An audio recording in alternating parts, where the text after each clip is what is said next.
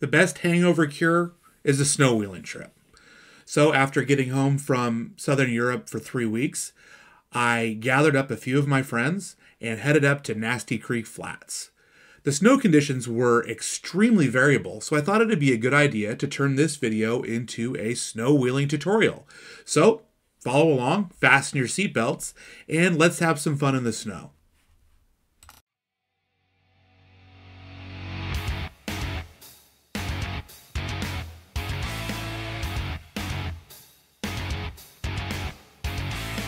Okay, I realized in the intro I said hangover. I meant jet lag, but if the shoe fits, well, I guess you gotta wear it.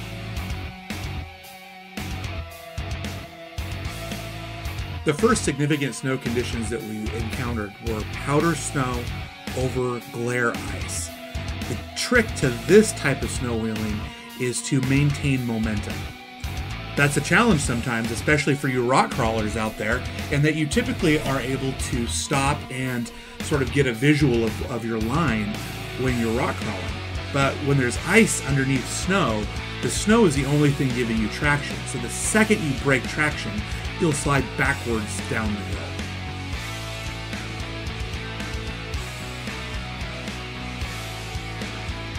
Danny in his two-door JK Rubicon exhibits a perfect technique on this hill.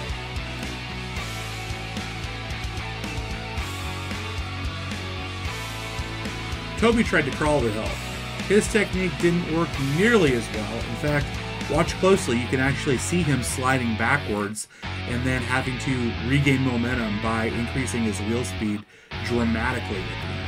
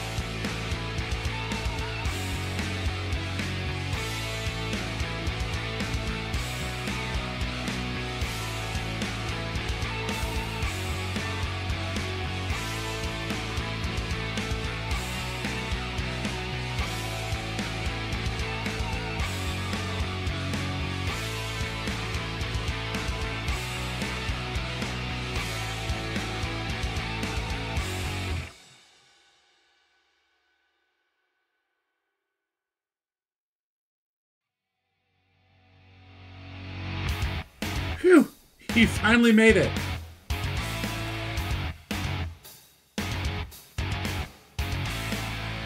On this next section, I decided to open Ginger up and have some fun. A couple of things. One is this surface is extremely rough. It was covered in softball size, sharp rocks, washouts, and some whoop-de-doos. So, good equipment is important. I have 2.5-inch rock crawler springs backed up by the best shock absorbers that I could afford, which are King 2.5-inch remote reservoir adjustable shocks, set to about halfway in the adjustability settings. Second, don't drive outside of your field of view, but do look as far down the trail as you can get with your eyeballs so that you can anticipate what's going to happen. A couple of things of note about the JL. Number one is the 8-speed automatic transmission, and this vehicle is the best transmission that I've ever driven in my life. But number two, one downfall, in my opinion, is that the JL is limited to 30 miles an hour in low range. And as soon as you break about 20 or 22 miles an hour, it tries to reconnect the sway bar, which it's not typically successful at because of the undulating terrain in these situations, but it is something to be aware of while you're driving fast. Now, last note, while I let you sort of enjoy this ride, is that this terrain is a road. It's a designated route, and I did not go outside of any designated routes in the making of this video.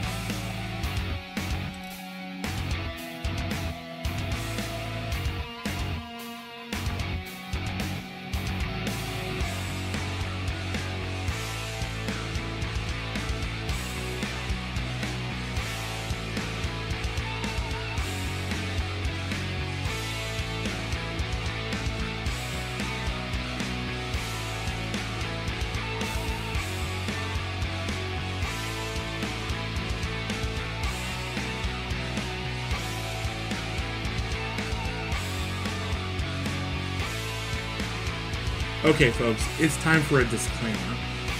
Please do not try what you're seeing in this video, especially the high-speed stuff, unless you're extremely experienced and you know exactly what your equipment's capable of.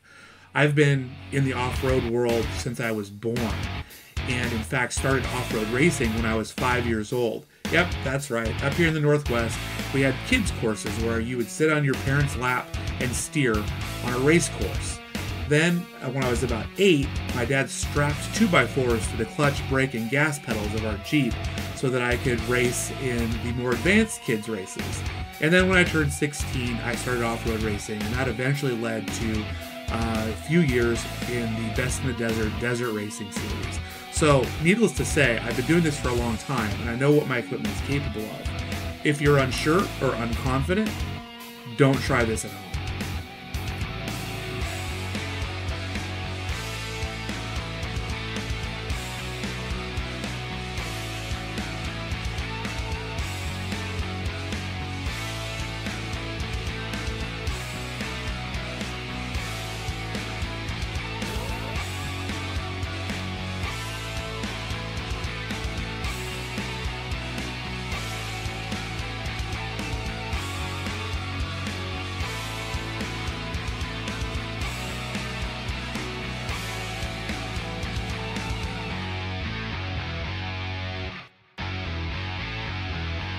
Now, the next type of snow condition that I want to talk about is something we call powder bashing. That's when you've got deep or bottomless powder snow. It's very, very similar to driving in sand in that momentum, wheel speed, flotation, and low tire pressure are your friends here. I was probably aired down to the 8 to 9 PSI range during the making of this video and was able to shift through the gears in manual mode with my automatic transmission. You folks that think you can do this with a manual transmission, bring it. Let's try it out. This is where an automatic really, really shines.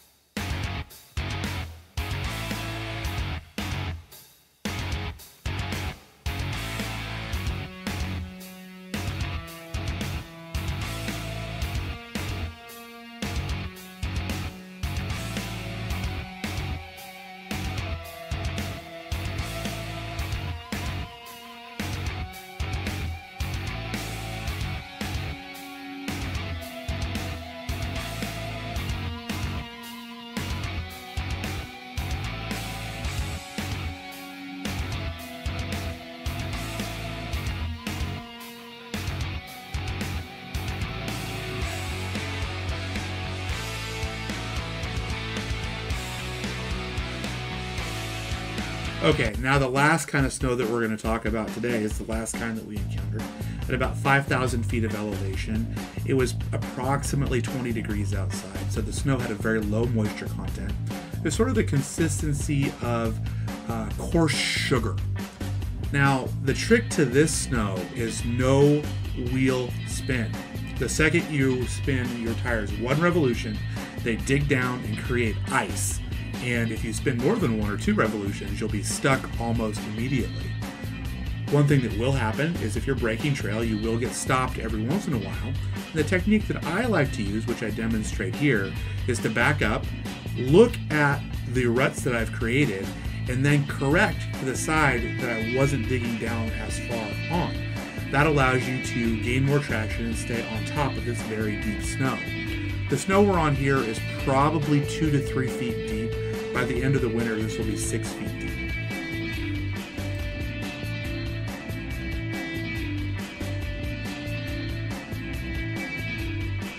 One last note here on this type of snow, and also the other type that we're not talking about is that mashed potato spring snow. But very similarly, As low as a tire pressure as you can stomach is what you want. I was running at this point probably 4 or 5 PSI with 37-inch tires.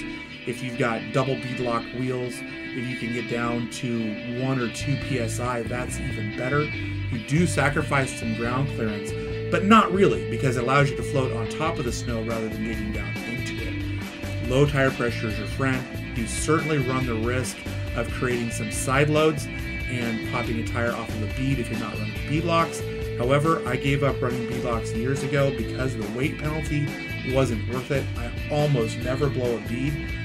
I am not incredibly careful. I like to go on side hills and crab walk and these sorts of things, and very, very, very rarely blow a bead. I would say once every 2 or 3 years.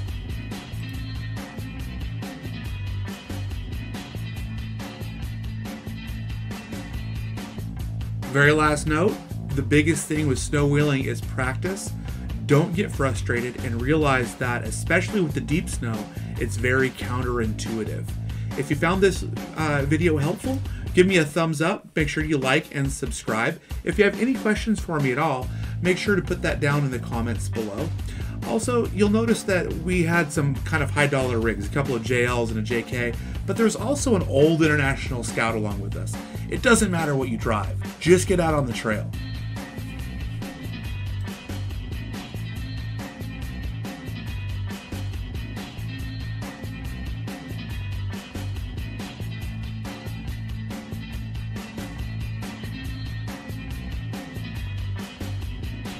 Thanks so much for watching. Like, subscribe, and share, and we'll see you down the trail.